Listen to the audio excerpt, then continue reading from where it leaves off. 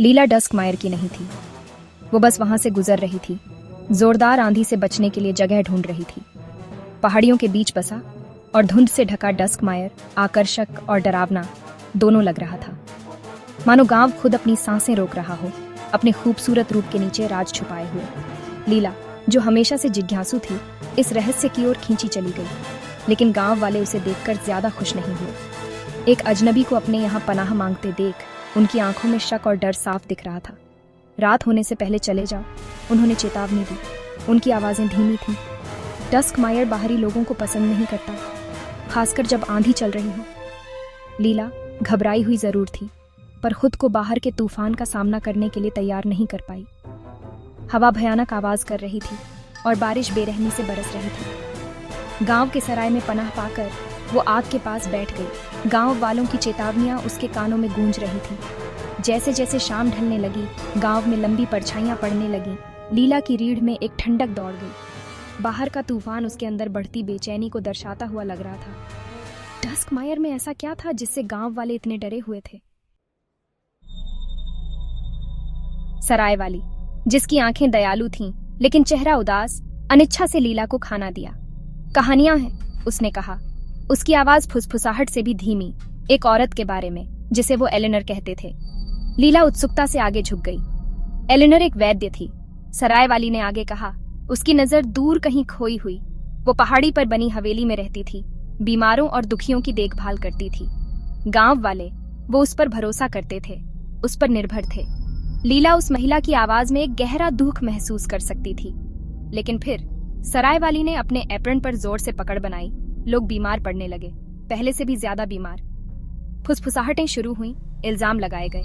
उन्होंने उसे डायन कहा कि वो काला जादू करती है। लीला ध्यान से सुन रही थी, कहानी से बंधी हुई। उन्होंने उसे उसके घर से घसीट कर बाहर निकाला। सराय वाली फुसफुसाई।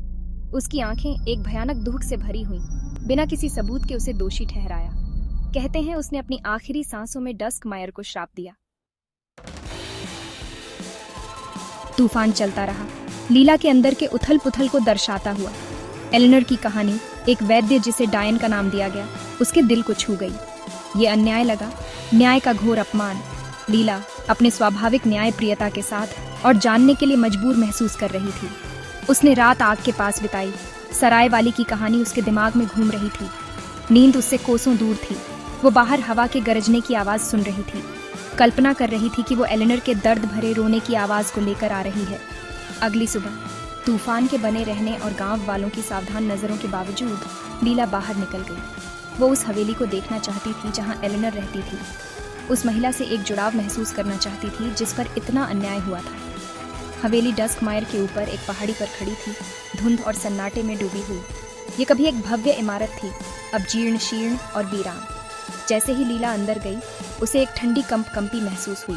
ऐसा लगा जैसे अनदेखी आंखें उसकी हरकत पर नजर रख रही हैं। भाग 4, सच्चाई की तलाश। दिन हफ्तों में बदल गए और लीला डस्कमायर में ही रही। उसने गांव वालों से बातें की, एलेनर के जीवन के टुकड़ों को जोड़कर। वो रोज हवेली जाती थी, उसकी उदासी भरी खूबसूरती की ओर खींची हुई। गांव में अजीब घटनाएं होने लगी। हवा में फुसफुसाहटें गूंजती थीं, लालटेन टिमटिमाती और बुझ जाती थीं। रहस्यमयी चिन्ह दीवारों पर दिखाई देते और फिर गायब हो जाते। गांव वाले डरे हुए थे। उन्हें यकीन था कि एलेनर की आत्मा जिम्मेदार है। उन्होंने लीला से जाने की विनती की, उस श्राप से बचने के लिए जो डस्कमायर पर पड़ा था। लेकिन लीला को डर के बजाय एलेनर के लिए सहानुभूति बढ़ती जा रही थी। वो सच्चाई का पता लगाने के लिए दृढ़ थी, उस महिला का नाम साफ करने के लिए जिस पर गलत आरोप लगाया गया था।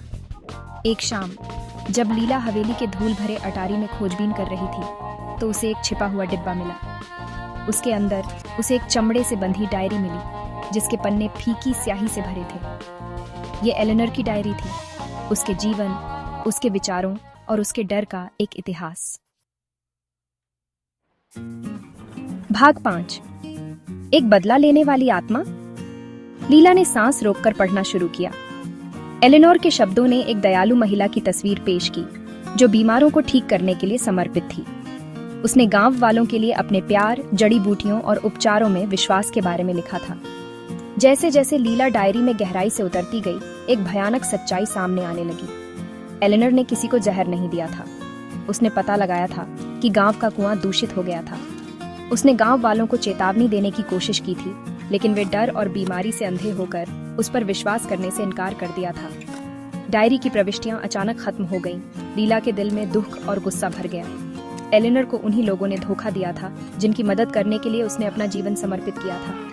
उन्होंने उसे द्वेष से नहीं, बल्कि डर और अज्ञानता से दोषी ठहराया था। उस रात जब बाहर एक और तूफान आया, लीला हवेली लौट आई। वो उसकी ओर खींची हुई महसूस कर रही थी, एक अनदेखी शक्ति द्वारा मजबूर। जैसे ही वो अंदर गई, हवा में एलेनर का नाम फुसफुसाता हुआ लग रहा था, और पहली बार लीला समझ गई। एलेनर की आत्मा बदला नहीं, न्याय चाह रही थी। लीला ने गहरी सांस ली। उसका दिल तेजी से धड़क रहा था।